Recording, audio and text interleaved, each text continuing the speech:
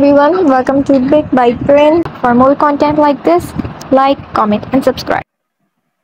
Okay, so let's start with our video that is about one of the fundamental concept of JavaScript of var, let and const. तो हमें already पता है कि basically जो दूसरी programming languages होती हैं उसके अंदर हमारे पास कुछ डेटा टाइप जो कि हमारे पास वेरिएबल्स को डिक्लेयर करने के लिए हेल्प कर रही होती हैं। तो जिस तरह से अगर हम एग्जांपल देखें सी प्लस प्लस हो गई, जावा हो गई, पाइथन हो गई, so we use basically different data types that are int, car, float और string वगैरह। लेकिन हमारे पास जावास्क्रिप्ट के अंदर थोड़ा सा कॉन्सेप्ट अलग होता है अगर हम डेटा टाइप्स की जब बात करते हैं या वेरिएबल डिक्लेरेशन की बात करते हैं। जब हम लोग जावास्क्रिप्ट के अंदर वेरिएबल डिक्लेयर कर रहे होते हैं तो हमें तीन बेसिक कीवर्ड्स होते हैं जिसकी हमें नॉलेज होनी चाहिए और वही हम आज की वीडियो में भी देखेंगे, that is var, let and const। तो with the help of these three keywords हम लोग अपने वेरिएबल डिक्लेयर करते हैं। अब जिन्हें ये नहीं पता कि वेरिएबल्स क्या होता है, तो basically variables nothing but the place to store your values. ठीक है, तो इट्स हमारे पास एक वैल्यू स्टोर करने की जगह है जहाँ पे हम लोग जो भी हम लोगों को आगे चल के अपनी वैल्यूज को अपने कोड के अंदर यूटिलाइज करानी है हम लोग उसको वेरिएबल्स के अंदर करवाते हैं। और उसके लिए हमें जो है जावास्क्रिप्ट के अंदर तीन कीवर्ड्स हम उनमें से यूज कर सकते हैं। तो let's begin.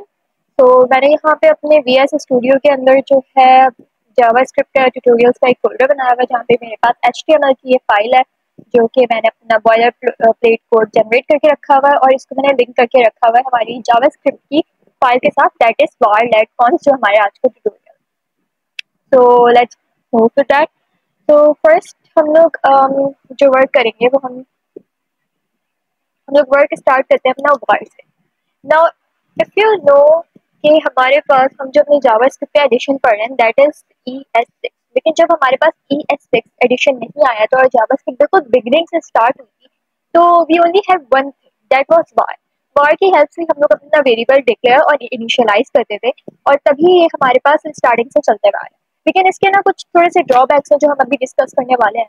But first thing हम लोग इसके अंदर बेसिक दो चीज़ें हमें याद रखनी है, वो ये है कि हम लोग जब भी वेरिएबल को डिक्लेयर करते हैं with the help of the var we can do two things. First thing is that कि हम लोग रीअसाइनमेंट या हम री डेफिनेशन दोनों हम लोग कर सकते हैं। जब हम लोग एक बार अपना वेरिएबल बना लेते हैं तो हम लोग उसको रीडिफाइन भी कर सकते हैं।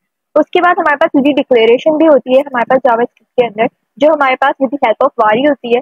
तो हम लोगों को अगर री डिक्लेयर करनी है कोई चीज़, लेट्स से कि मैंने अपना कोई वेरिएबल बनाया है और मैं चाहती हूँ कि मैं उसको दोबारा से बना दूँ, तो मैं वो with the help of the var कर सकती हूँ। So let's how we can do that is basically syntax बड़ा सिंपल है। var लिखेंगे, आगे let's suppose x is the name of the variable जिसके अंदर मैंने कुछ वैल्यू स्टोर कराई है, दैट इज 5।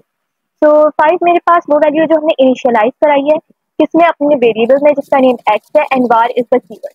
तो अगर मैं अब इसको प्रिंट करवाना चाहूंगी अपनी कंसोल विंडो पे, सो दैट इज console.log और हम लोग यहाँ पे अपना x को प्रिंट करवा देंगे। तो मैं ये करवा के अपने कंसोल विंडो पे जाती हूँ। So here I have to inspect के अंदर जाके जब मैं कंसोल पे जाऊंगी तो यहाँ पे हमारे पास 5 प्रिंट होके आ रहे। But what if I want to change the value of x? To change the value of the x I can do one simple thing that is x is equal to let's say 6। तो ये मेरे पास ये वाली जो चीज मैंने यहाँ पे लिखी है मेंशन के लिए, that is known as the reassignment या रीडेफिनेशन। तो var दोनों चीजों को सपोर्ट करता है, रीअसाइनमेंट को भी और रीडिक्लेरेशन को भी। अगर मैं अब इसको दोबारा से कंसोल करवाऊँ अपने विंडो पे प्रिंट करवाना चाहती हूँ, तो if I am gonna do that तो मेरे पास कोई इशू नहीं आएगा जब तक मेरे पास दोनों चीजें जो है सिंपली प्रिंट हो जाएंगी। Now what if I want to redeclare it? अब ये तो हमारे पास रीअसाइनमेंट हो गई या रीइनिशियलाइजेशन हो गई, लेकिन मेरे पास जो है डिक्लेरेशन नहीं। तो for redeclaration what can I do is var x is equals to 15। So that is completely fine, इसके अंदर कोई इशू नहीं होता है और यही हमारे पास रीडिक्लेयर को कहता है। तो इसको कमेंट में हम लिख भी देते हैं कि भाई ये रीडिक्लेयर है। And if I go into the console window तो मेरे पास सब प्रिंट होके आ रहा है and there is no such issue. But some time हमारे पास एक इशू ये आ जाता है कि जब हम लोगों के पास रीडिक्लेयर हो जाता है वेरिएबल, तो अब मेरे पास जब भी मैं इसको प्रिंट कराऊंगी एक्स को तो मेरे पास वैल्यू 15 ही प्रिंट। लेकिन अगर हम लोग फॉर एग्जाम्पल मेरा कोड बड़ा कॉम्प्लेक्स है, मैंने बहुत आगे जाके बहुत सारी चीज़ें कोडिंग कर दी है, तो फिर हमारे पास ये इशू आ सकता है कि कहीं पे मैंने अपना वेरिएबल एक जगह डिक्लेयर किया था और अब वो मैंने चेंज कर दिया और उसकी वजह से मेरा प्रीवियस कोड का जो एलिमेंट था वो गायब हो गया। तो ये चीजें, इसको टैकल करने के लिए हम लोग जो है दूसरा कीवर्ड यूज करते हैं, दैट इज लेट। तो लेट बेसिकली हमारे पास ई से ई एस का पार्ट है और ये भी हमारे पास यूज हो रहा होता है फॉर वेरिएबल डिक्लेरेशन। तो हमारे पास ये सिर्फ एक चीज को सपोर्ट कर रहा होता है, which is reassignment.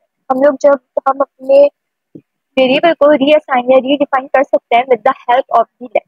So let's say कि मैंने अपना एक न्यू वेरिएबल बनाया, इसका भी syntax very similar to the var, is that just I have to write the keyword let and then I have to name my variable, which will be, let's say it's y, and I wanna initialize it with some value that is 3. Now if I wanna print it, so I'm simply gonna I'm gonna use console.log और मेरे पास console की window पे 3 print होके आ जाएगा। But what if I वांना reassign it, मुझे अब 3 से चेंज करके कोई 4 रखनी है वैल्यू, तो मैं सिंपली यही काम कर सकती हूँ कि मैं y इज इक्वल टू 4 कर सकती हूँ और दोबारा से इसको प्रिंट करवा सकती हूँ, तो मेरे पास कोई एरर नहीं आएगा। लेट्स सी, और ये मेरे पास 3 और 4 दोनों हो गए। बट व्हाट इफ मेरे पास मुझे रीडिक्लेयर कराना है, जिस तरह से हमने यहाँ वेरिएबल के अंदर रीडिक्लेयर कराया था, मैं चाहती हूँ कि मैं लेट की हेल्प से भी रीडिक्लेयर कराऊँ। तो is it possible? To check it, we are just gonna write something and let's say it's 9 and now ये हमारे पास यहीं पे हमें एरर दिखा रहा है, छोटा सा रेड हमें यही इंडिकेट कर रहा है कि हमारे पास कैन नॉट रीडिक्लेयर, बिकॉज जो लेट कीवर्ड है वो हमारे पास रीडिक्लेरेशन में यूज नहीं होता है। So this is the key difference between var and let, कि हमारे पास var के अंदर we can reassign and redeclare, but in let we can only reassign the value। अब कॉन्स्ट पे अगर हम बात करते हैं तो कॉन्स्ट तो हमें नेम से ही समझ में आ रहा है, it suggest that it's something related with the unchangeable value. So yes, it's for the usage of constant values. हमें कोई वैल्यूज को कांस्टेंट बनाना है, लेट्स से हम लोग अपनी पाई की वैल्यू 3.412 व्हाटसएवर, हम लोग इसको कांस्टेंट बना सकते हैं। हमारे पास ग्रेविटेशनल कांस्टेंट होता है, हम लोग उसको हम कांस्टेंट वैल्यू कंसिडर कर सकते हैं। हमारे पास वो वैल्यूज जिसको हम चेंज नहीं करना चाहते throughout our program, we make it in a constant and उसको डिक्लेयर करने के लिए हम लोग कॉन्स्ट का कीवर्ड यूज करते हैं। तो it neither supports reassignment nor does it support redeclaration। तो सिंपल है, हम लोगों ने const का कीवर्ड लिखा, we are gonna write some name of our variable and simply I'm gonna assign some value, let's say I'm gonna assign it 3.142, doesn't matter। और जब मैं इसको अपने विंडो पे कंसोल अपने विंडो पे प्रिंट कराना चाहूंगी तो मेरे पास सिंपली 3.142 प्रिंट होके आ जाएगा। But what if I want to redeclare it, let's see कि ये रीडिक्लेयर हो सकता है कि नहीं। तो जब मैं कॉन्स्ट z जैसे ही मैंने लिखा तो मेरे पास कहीं पर इंडिकेशन आ गई कि नहीं, ये रीडिक्लेयर नहीं हो सकता बिकॉज ये ऑलरेडी हमारे पास ऊपर रीडिक्लेयर हुआ हुआ है। Now what if I want to reassign it, let's say I want to reassign it, तो अगर मैं जाके अपने विंडो पे इसको प्रिंट करवाऊँ, यहाँ पे कोई ऐसा सच एरर नहीं आ रहा है, लेकिन जब मैं अपने विंडो पे जाके चेक करूंगी तो यहाँ पे मेरे पास एरर आ रहा है, that is dimension constant variable, जो कि मुझे यही इंडिकेट कर रहा है कि हमने यहाँ पे ऑलरेडी एक वैल्यू असाइन की हुई है, so we cannot actually reassign it because it's the keyword const। So that is it in today's video कि हमारे पास की डिफरेंसेस के बारे में हमने बात की है।